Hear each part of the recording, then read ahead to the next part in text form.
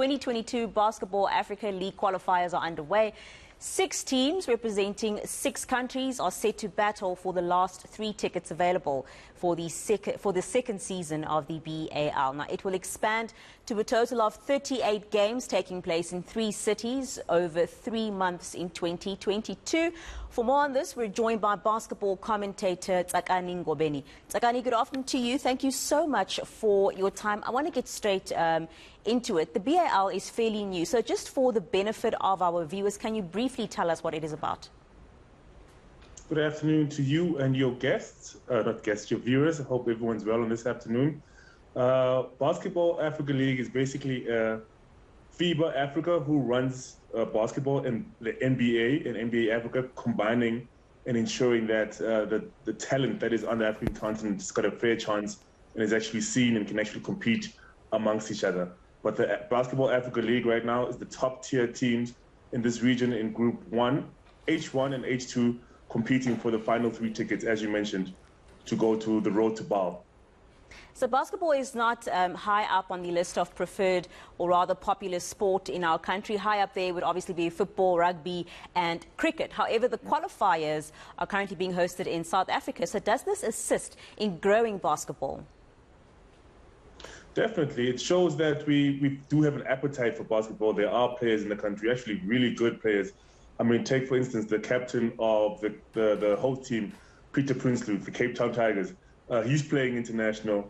We've got Samusu Mtembu. We've got players who are also playing local. So the local guys can actually match up their talent against the guys who are playing and participating in the BAL and seeing how they measure to the talent on the planet, not the planet, the continent of Africa.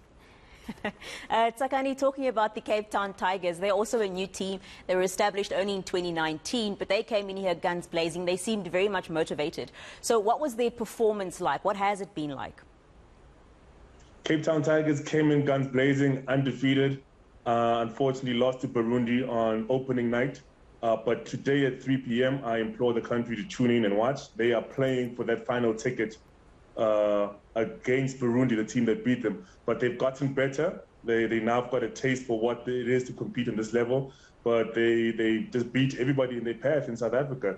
Newly established team, a lot of talent, local. You've got Samusu Mtembu, you've got Miguel Farao, you've got Peter Prinsloo, and then you've got a couple additions in Billy Preston and Evan Gobono. So it's a nice team, and they should have a good chance today. So I want to ask you 2 questions in one for the remainder of the qualifiers. Firstly, who are the teams to look out for? What are the names? Who should we be looking out for? And secondly, be it a team or just individual players, who are the underdogs, the people that we least expected to be there? The underdog, I'd start with that one first. This Material Magic, they have since been exited out of the tournament.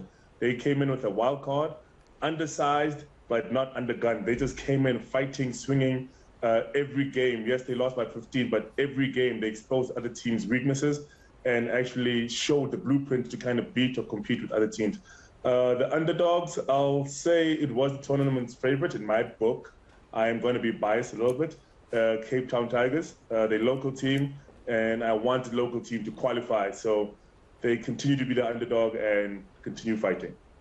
So, Tsakani, when I think of when I was still in school, which was forever ago, we didn't have basketball at school. You know, we had the codes that everybody knows. So we had netball, hockey, cricket, football, and rugby as well.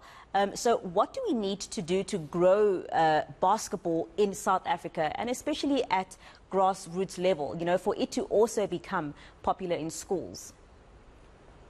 It is becoming popular. It's got a nice track record now. But I'd say you look at programs like the Soweto Basketball Academy in Soweto, the Alexandra Basketball Club, and the Boys and Girls Club of South Africa. They've got programs that every day there's something happening relating to basketball, teaching the kids, playing basketball, and it's at a grassroots level. So the kids are continually playing, getting introduced to the sports early. Unlike when you see a tall kid and you're like, hey, you should be playing basketball, and he's already 17, 18. So we're playing and we're competing and we're teaching the kids while they're still early in these respective programs. So I just need to begin starting and introducing a lot of these programs around the country and across the country and continue supporting the ones that we have now. Tsakani, we're going to have to leave it there for now, but thank you so much for your time. Really an interesting chat, telling us about how basketball is now coming to the fore in South Africa and becoming a bit more popular. That was basketball commentator Tsakani Ngobeni.